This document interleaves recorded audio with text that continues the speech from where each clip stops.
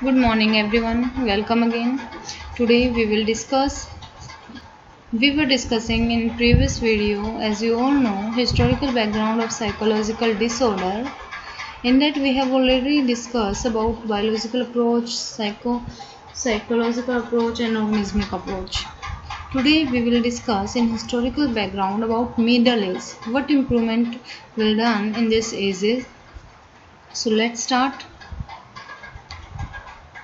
Middle Age. In the Middle Ages, demonology and superstition gained renewed importance in the explanation of abnormal behavior. Demonology means related to a belief that people with mental problems were evil, and there are numerous instances of witch hunts during this period. During the early Middle Ages, the Christian spirit of charity prevailed that St. Augustine wrote extensively about feelings, mental anguish and conflicts. This laid the groundwork for modern psychodynamic theories of abnormal behavior. This is the starting of these theories of abnormal behavior in Middle Age. Next period is the Renaissance period. In Renaissance period was marked by increased humanism, curiosity about behavior. So John Weber emphasized psychological conflict and disturbed interpersonal relationship as causes of psychological disorder. He also insists that witches were mentally disturbed and required medical, not theological treatment. They required medical treatment, not theological treatment. So next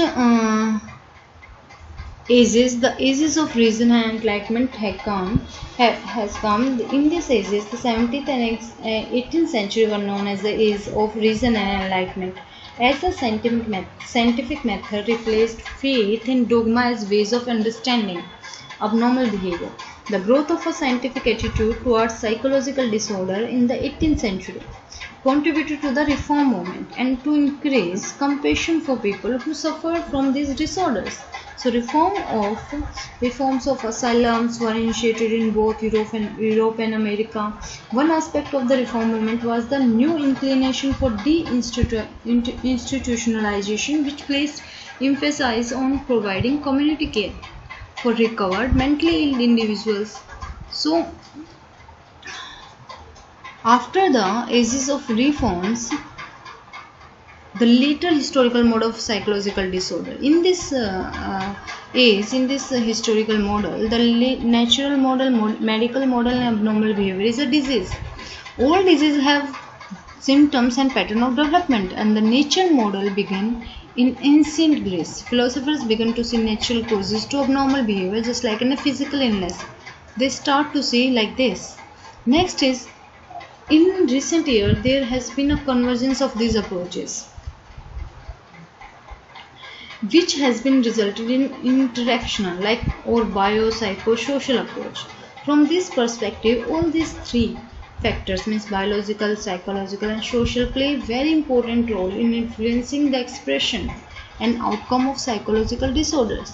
So assume that biological, socioculture and psychological factors combine and interact to produce psychological disorders.